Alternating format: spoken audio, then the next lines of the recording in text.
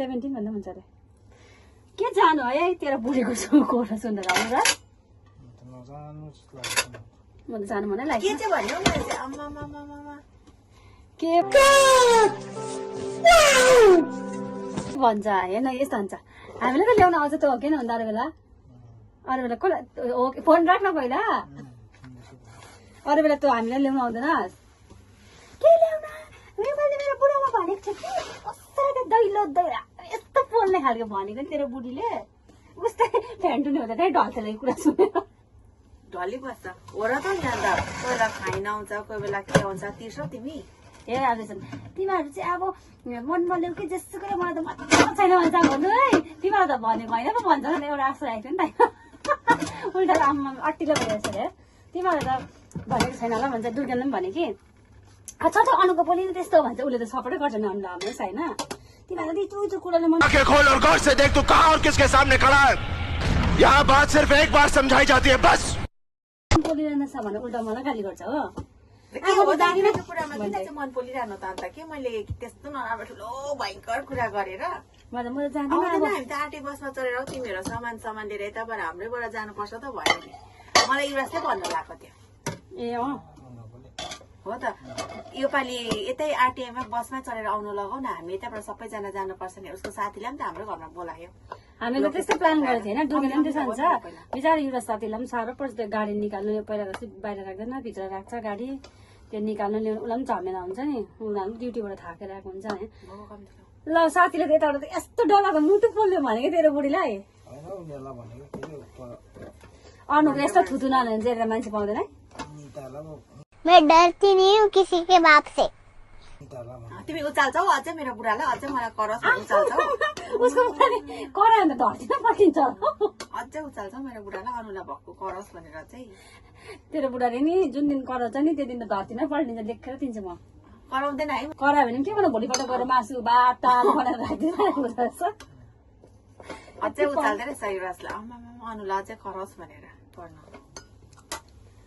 मलाई यसो हुन्छ ए होस् जसुकैको मन देखि मलाई त मतलब छैन अब भन्दा चाहिँ तेरो बुढीले त त्यसो भने अलिक अलिक सिकाइ बोल्नु ल तँ त सिधा छ जस्तो कोपट्टि गएको चाहिँ यस्तो डराएको बोल्नु ऐसा मत करो मेरी जान लाइफ में कुछ अच्छा करो यार अनु त्यस्तो नभन है अब हेर त्यस्तो गर्नु हुँदैन सबैको मन नीतिका जस्तो हुँदैन अब तिमीलाई पो चिन्छ त अरू साथीहरूले त कहाँ थाहा हुन्छ त भन्न अलिकति अन्त बुझ्छ त बुढाले त गर्छ अनुले हामीले दैलो दैलोमा बोलाएर उसलाई गाडी ल्याउनु भने यस्तै पेच हाने कि मलाई त भन्दै भने ब्रेकमा त खानु पनि खानु मन लागेन मलाई त्यो कुरा सुनेर रिसै उठेर रातै गऱ्यो भन्दै ऊ हेर हाँस्दैछ अब हेर तिमीले उचालेर मेरो बुढालाई केही छैन तिमीले बेसी उचालेर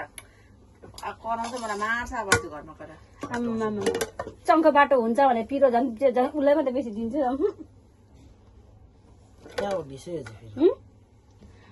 अस्ति लिएको उसको मन दुखेर त्यो कुराले मैले उसलाई त्यस्तो नराम्रो घोचेर भने लु भनेर त उसलाई मैले भनेको हो मैले चाहिँ के बुझेँ भने त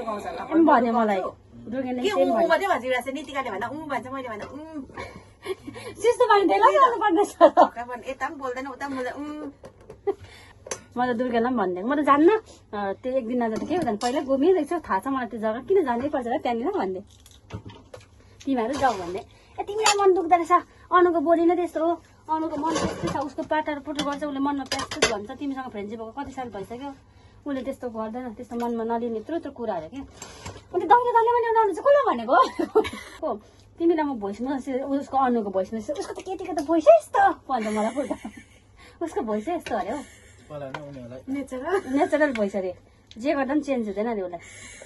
काटा कि मारा कि कुटा कि उसको भोइस चेन्ज हुँदैन अरे अब बिरामी भएर खोकिँदा के लुकायो ए त्यही पल्टायो कि मलाई चल चल फर्स्टको कुरा नगर त अहिलेको राम्रो सोचेर तिमी छिटो बुढी हुन्छ ऊ जस्तो फ्याङफ्याङ हुनुपर्छ चाहिँ ऊ लङ लाइफ जिउँछ अरे अनुले त्यही भएर अनु हेल्दी सोच्नु हुँदैन के मैले भनेकै छुइनँ त्यस्तो भनेको लु भन्नु त मैले भने उसलाई कहिले भने अन्त उसलाई मैले त्यस्तो पेच हानेर उसलाई डाइरेक्ट मैले त्यो रिसेम ठुसेम ठुसोस् भनेर भनेको हो